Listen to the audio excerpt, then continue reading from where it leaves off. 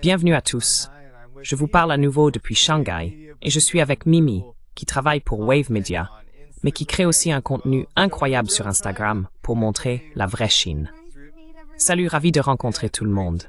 Oui, c'est super de te rencontrer ici en Chine. Je suis ton compte Instagram et tes reportages d'ici. Peut-être pourrais-tu te présenter et expliquer pourquoi tu es si intéressé par le fait de montrer la vraie Chine. Cette chaîne parle de géopolitique et du rôle de la Chine, en déconstruisant un peu les récits de l'Occident et des États-Unis. Oui, eh bien, j'ai vécu un peu partout dans le monde.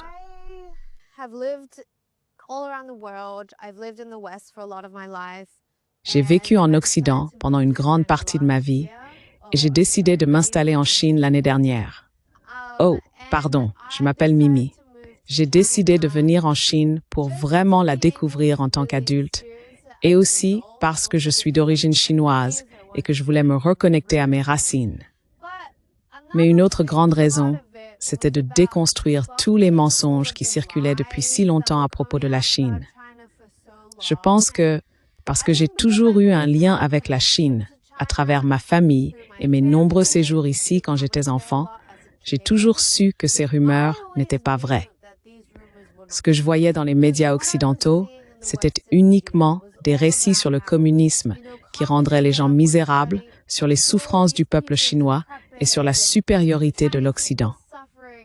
Je sais que la Chine était en développement et qu'elle a traversé de nombreux changements. Elle a littéralement connu une révolution sociale entière, mais je voulais le constater par moi-même. Et pas seulement ça, je voulais aussi le montrer. Voilà donc un peu qui je suis et pourquoi je suis ici.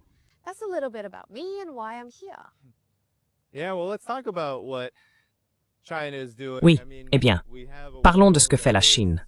Je veux dire, nous vivons dans un monde qui est en feu à bien des égards. Nous avons connu le conflit dangereux en Ukraine, qui a vraiment accru la possibilité d'une confrontation entre grandes puissances, entre l'Occident et la Russie. Nous avons également ce qui se passe en Asie occidentale. Et puis, si l'on regarde la région Asie-Pacifique, les États-Unis ont cette stratégie et cette politique de confinement et d'encerclement. Donc, je suppose que je suis curieux, étant donné que nous vivons dans un tel monde, de savoir ce que cela vous a montré, non seulement sur ce que fait la Chine, mais aussi sur les raisons pour lesquelles il est si important de parler de la Chine.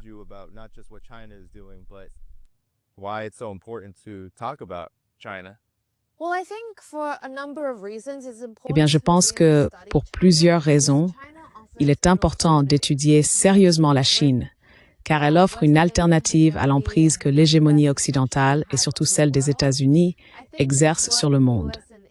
Je pense qu'avec ce que les États-Unis et Israël ont fait conjointement et la manière dont ils ont pillé et détruit la Palestine, cela devrait absolument révéler toutes les façons dont les États-Unis ont en réalité pillé et détruit de nombreuses autres nations à travers le monde, en particulier dans le Sud global.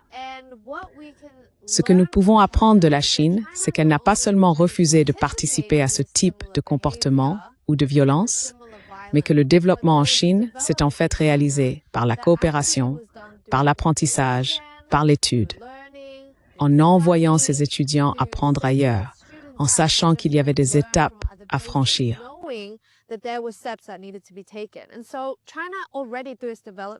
Ainsi, la Chine, à travers son développement, a déjà emprunté une voie très très différente de celle des États-Unis, et elle suit de nouveau une trajectoire très différente.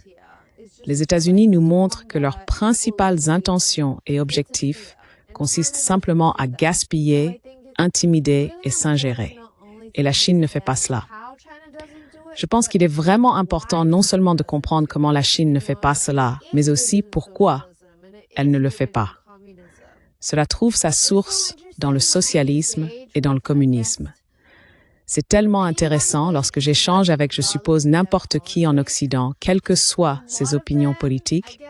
Beaucoup d'entre eux, peut-être avant ces derniers mois, étaient très anti-Chine pour leurs propres raisons. Les gens de droite disaient « Oh, la Chine est tellement communiste, c'est dégoûtant, c'est effrayant, c'est terrifiant ». Et les gens de gauche disaient « la Chine n'est en réalité pas assez communiste. To be like, China's not actually communist enough. China's actually very capitalist. And so, for me, La Chine est en réalité très capitaliste. Et donc pour moi, je me disais que toutes ces contradictions et toutes ces contre-vérités sont tellement confuses et qu'il y a un tel manque de clarté. Je pense donc que étudier véritablement la Chine et son contexte historique est extrêmement bénéfique pour comprendre ce qu'est réellement la Chine. Et pour l'étudier comme un lieu réel, plutôt que comme une sorte d'objet fantastique ou effrayant que les États-Unis ou l'Occident ont voulu en faire. Et je pense qu'à ce stade, nous devons tous être très très lucides ou très conscients du fait que ce que les États-Unis nous disent n'est pas vrai et que tout ce qu'ils affirment est en grande partie une projection ou un aveu. Et toutes ces précautions ou mesures qu'ils prennent contre la Chine, ils ne le font que parce qu'ils ont fait exactement les choses dont ils ont peur, mais à tout le monde. Tu vois?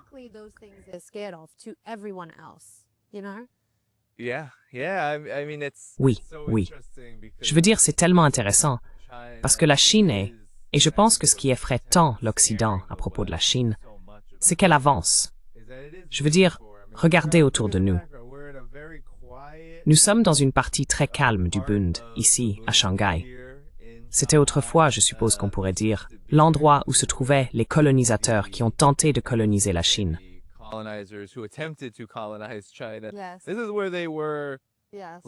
C'est ici qu'ils vivaient, qu'ils étaient stationnés. C'est ici qu'ils occupaient la Chine.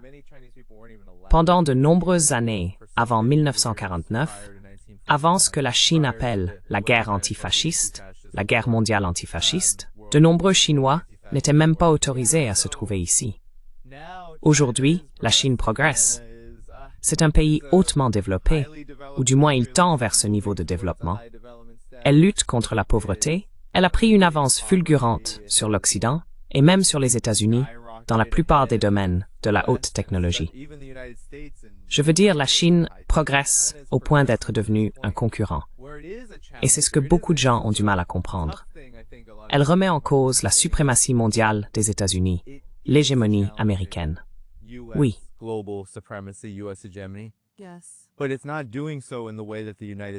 Mais ce n'est pas de cette manière que la classe politique des États-Unis vous le présentera. Ils diront, « Oh, l'armée chinoise va envahir Taïwan. Elle va détruire l'Asie. Elle ne s'arrêtera pas à Taïwan. » Tout comme ils le disent à propos de la Russie. Elle ne s'arrêtera pas à l'Ukraine. Puis ils ajouteront, « La Chine ne s'arrêtera pas à Taïwan. Elle ira jusqu'aux Philippines. Elle prendra le contrôle du reste de la mer de Chine méridionale, des pays asiatiques et de l'Asie du Sud-Est. » Mais ce qui les effraie vraiment, semble-t-il, c'est le progrès qui se produit ici. Et ce que ça pourrait signifier dans un monde qui, comme vous l'avez dit, manque cruellement d'alternatives. Alors, quelle est votre opinion à ce sujet?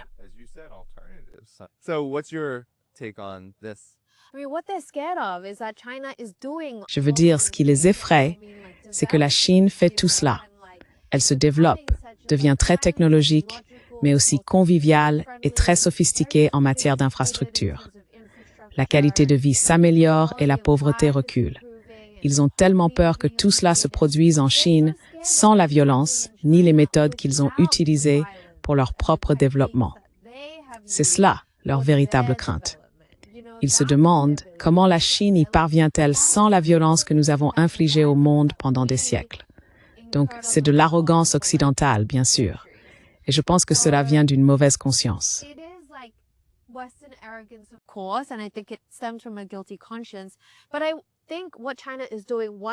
Mais je pense que ce que fait la Chine, une fois de plus, c'est se lever, ce qui est en réalité la continuation de ce qui s'est passé en 1949, lorsque Mao Zedong s'est tenu sur la place Tiananmen et a déclaré « La Chine s'est levée ».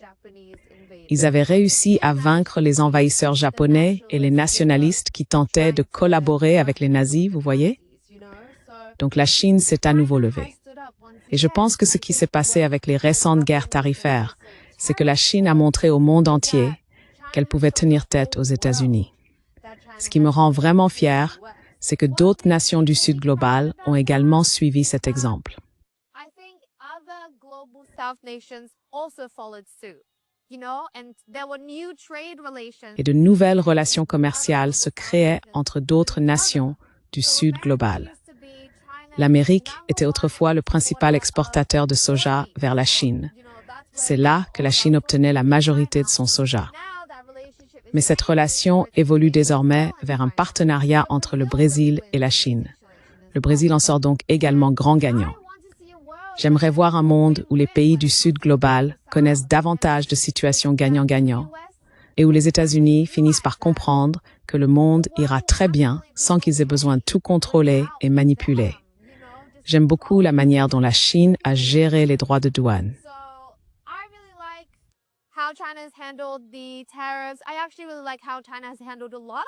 En fait, j'aime vraiment la façon dont la Chine a géré beaucoup de choses qui se sont passées, surtout depuis l'administration Trump. Et ce qui est assez amusant, c'est que beaucoup de Chinois locaux apprécient aussi ce qui se passe. Tu vois, comme on le disait tout à l'heure, la confiance du peuple chinois grandit vraiment. Parce que l'hégémonie occidentale, je pense, a exercé une telle emprise idéologique sur le monde que les diasporas de chaque nation du Sud global pourraient probablement dire « Oh, nous avons déménagé aux États-Unis pour une vie meilleure. Nous avons déménagé aux États-Unis parce que cela offre toutes ces opportunités. » Les gens en Chine le croyaient absolument aussi.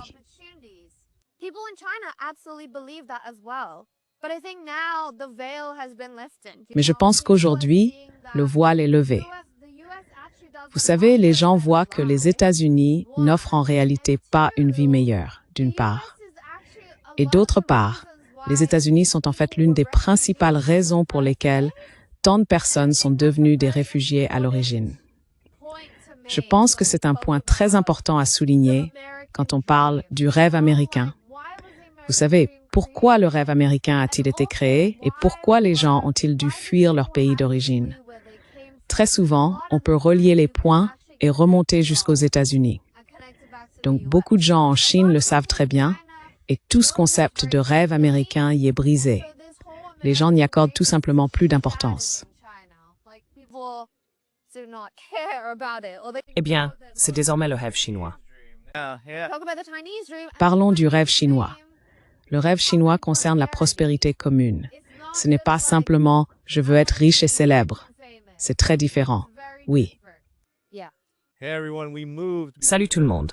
On a bougé parce que le Bund fermait en fait, et qu'il y avait un message pour partir. Donc maintenant, on marche dans une zone plus sombre, mais c'est beaucoup plus calme. Mimi, vas-y, continue. Oui. Comme je le disais plus tôt, j'ai vraiment aimé voir ce que fait la Chine, parce que la Chine se dresse à nouveau, tout comme elle l'a fait en 1949 contre les envahisseurs japonais et contre les nationalistes qui voulaient collaborer avec l'Allemagne nazie. C'est vraiment impressionnant de voir la Chine se relever encore une fois, surtout pendant cette guerre tarifaire. Je pense que cela a révélé beaucoup de choses sur ce qui se passe et sur la manière dont les États-Unis essaient toujours d'exploiter, d'intimider et de saper. Et quelque chose que j'ai vraiment apprécié dans toute cette situation, c'est que les relations entre les nations du Sud global se sont en fait renforcées et qu'il y a eu aussi de nouvelles relations commerciales.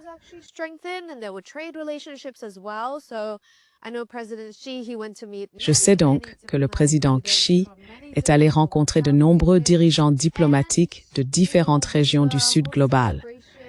Et vous savez, avec toute la célébration à Moscou qui a eu lieu récemment, un autre rassemblement de tous ces dirigeants, c'est vraiment impressionnant de voir la Chine s'affirmer. J'ai aussi l'impression que les Chinois sont devenus plus confiants, car le rêve américain s'est effondré. Et je pense que beaucoup de personnes issues de nombreuses communautés du Sud global peuvent dire que le rêve américain était autrefois très séduisant. Vous savez, on nous a tous inculqué l'idée que l'Amérique était l'endroit où nous pouvions avoir une vie meilleure et plus d'opportunités.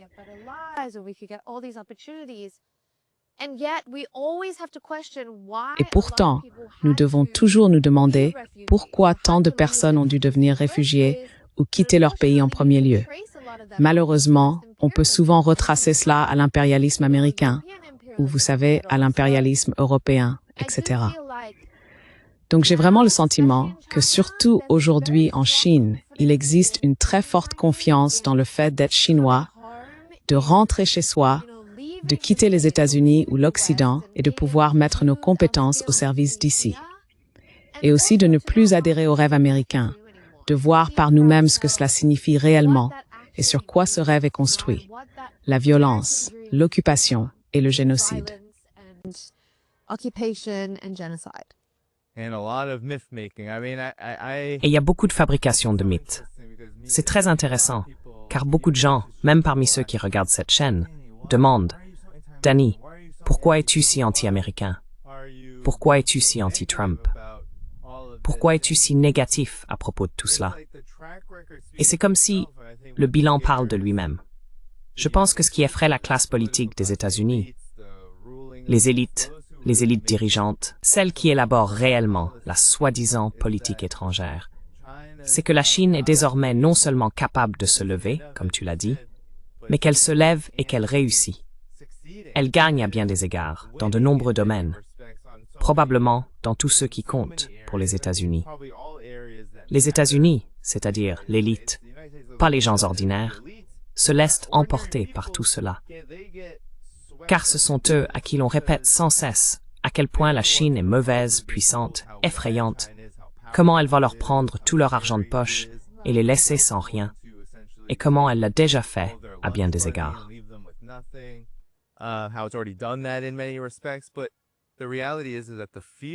Mais la réalité, c'est que la peur semble venir du fait que la Chine ne finira pas comme la Yougoslavie.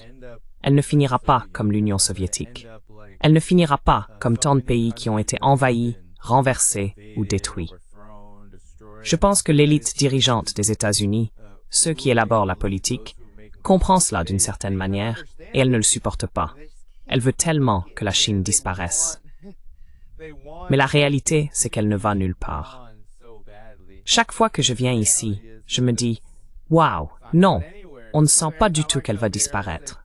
On sent qu'elle va continuer à progresser. » Mais quelle est ta réponse à cela? Pour les spectateurs qui pourraient demander « Mimi, tu es tellement positive. Pourquoi ne reconnais-tu pas toutes les mauvaises choses qu'on nous a dites sur la Chine? »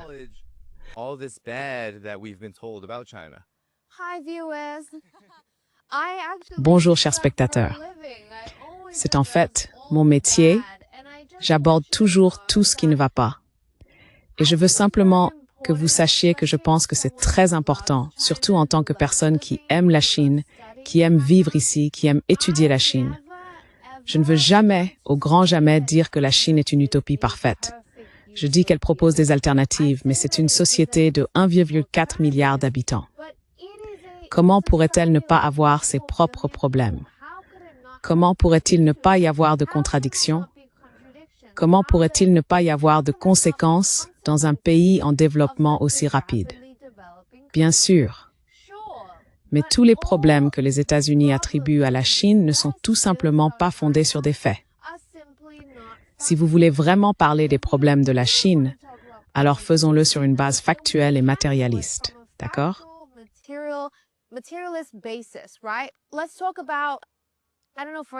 Parlons, je ne sais pas, par exemple, de la concurrence lorsqu'il s'agit de trouver un emploi. Les classes sociales évoluent, la classe moyenne se développe et beaucoup de gens sont très instruits. Donc oui, il y a des conséquences à cela. Mais soyons réalistes. Je ne veux plus aborder les mensonges occidentaux sur la Chine. Je veux parler de choses vraies, factuelles, concrètes, qui se passent sur le terrain en Chine. Et beaucoup d'entre elles, je suis désolée, sont incroyables. Je trouve que cette série est vraiment excellente parce que pendant que nous marchons, on peut littéralement voir derrière nous, il n'y a pas de détritus, pas d'ordures, c'est tellement propre. J'ai vécu à New York et je sais que la ville la plus riche d'Amérique a des déchets éparpillés partout. Ça sent mauvais.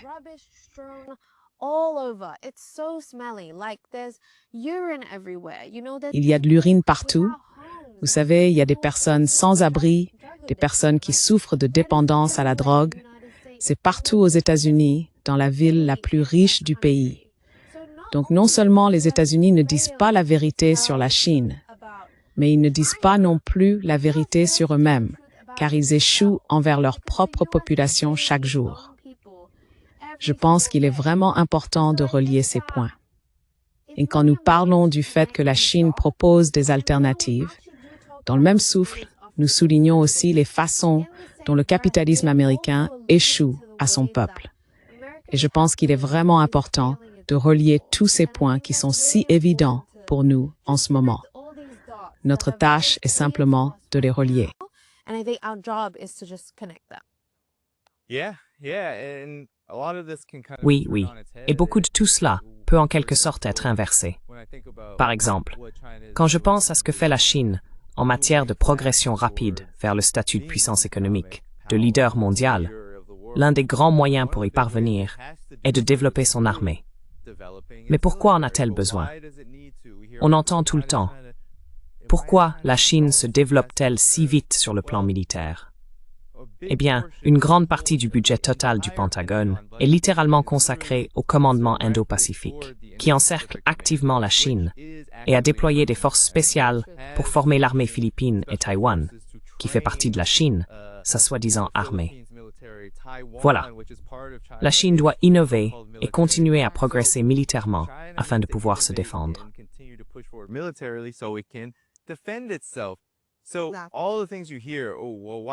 Alors, toutes ces choses que vous entendez, pourquoi la Chine s'y intéresse-t-elle autant? Pourquoi la Chine est-elle si oppressive envers ses minorités ethniques?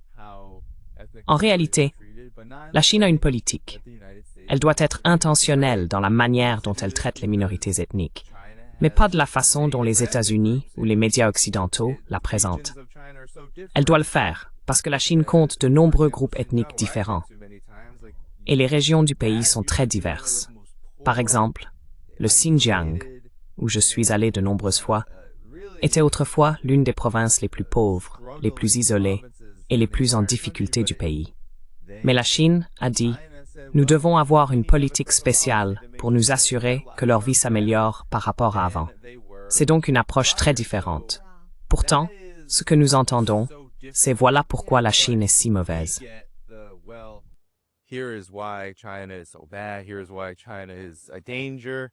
Voici pourquoi la Chine représente un danger.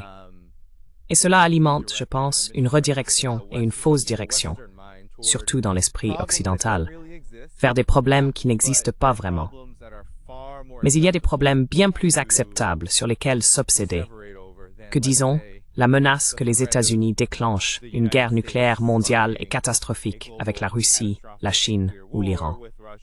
Le génocide contre les Palestiniens, la déstabilisation de la planète entière, l'effondrement du système financier mondial qu'ils dominent, et cela tout en enterrant les gens vivants, essentiellement, sur le plan économique. Je veux dire, ce ne sont pas des sujets commodes à aborder. Il est donc bien plus pratique de parler du péril rouge. La Chine est le péril rouge, c'est le péril jaune, il faut la soumettre. Oh mon Dieu.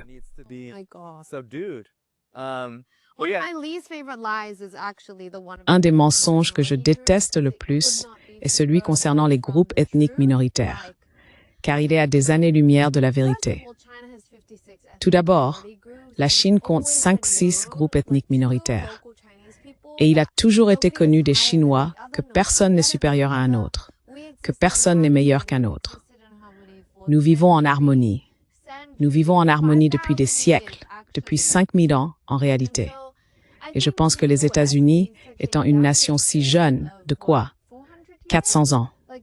Oui, jeune. Eh bien, les États-Unis qu'ont-ils fait à leur peuple autochtone? Vous savez qu'ont fait les occupants américains lorsqu'ils sont arrivés sur le continent? Ils ont massacré, ils ont commis des génocides. Donc je pense que les gens aux États-Unis ne peuvent pas concevoir l'idée d'unité ethnique. Ils ne peuvent pas concevoir l'idée de diversité ethnique.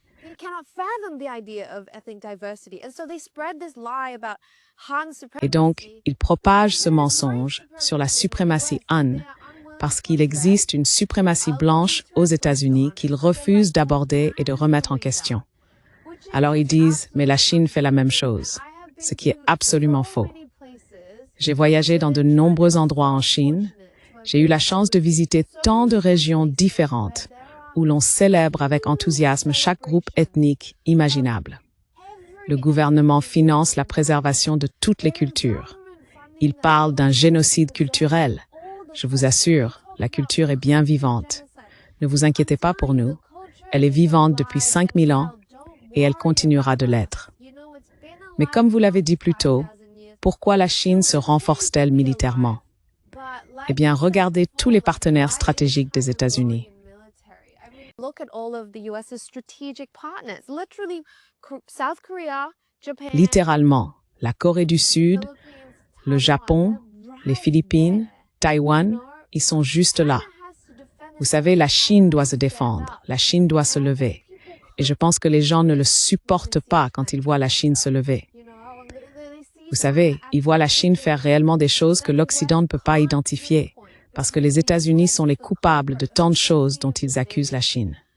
C'est étrange, c'est remarquable, mais je pense que lorsque vous finissez par comprendre cela et que vous tendez simplement le miroir vers les États-Unis, alors pour moi, je me dis d'accord, je vais vraiment chercher à savoir quelle est la vérité et je vais vraiment explorer ce que signifie raconter de vraies histoires, au lieu de me laisser piéger par tout le jargon, les mensonges et les révolutions de couleurs financées par la CIA que les États-Unis continuent de produire.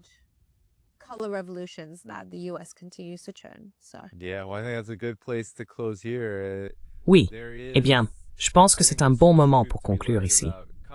Je pense qu'il y a tellement de vérités à découvrir en venant en Chine, en apprenant de personnes comme toi, Mimi. Cela devrait être choquant pour les va-t-en-guerre en Occident, et particulièrement aux États-Unis, de voir ce que fait la Chine. Car ce moment de l'histoire nous montre qu'il y a des forces qui convergent et entrent en collision. Et cela, c'est, tu sais, la voie des États-Unis. L'unipolarité, l'hégémonie, la domination à tous les niveaux, l'expansionnisme impérial. Tout cela entre maintenant en collision avec un nouveau modèle, un modèle plus équitable, plus juste. C'est un modèle multipolaire. Il s'agit de souveraineté, il s'agit d'autodétermination, et il s'agit de suivre sa propre voie de développement dans l'intérêt du peuple. Et cela est très très effrayant pour ces quelques personnes dans le monde qui ont tant profité de l'inverse. Mais Mimi, c'était un vrai plaisir d'être avec toi. As-tu quelque chose à partager avant que nous terminions? Veuillez vous informer sur la Chine, et la Palestine. Très bien. Tout le monde, prenez soin de vous depuis Shanghai. J'espère que vous avez apprécié le paysage. Il est tard ici, mais les lumières sont allumées. Et c'est propre. Oui, et c'est paisible, tout le monde. Prenez soin de vous. Je reviendrai bientôt. Au revoir.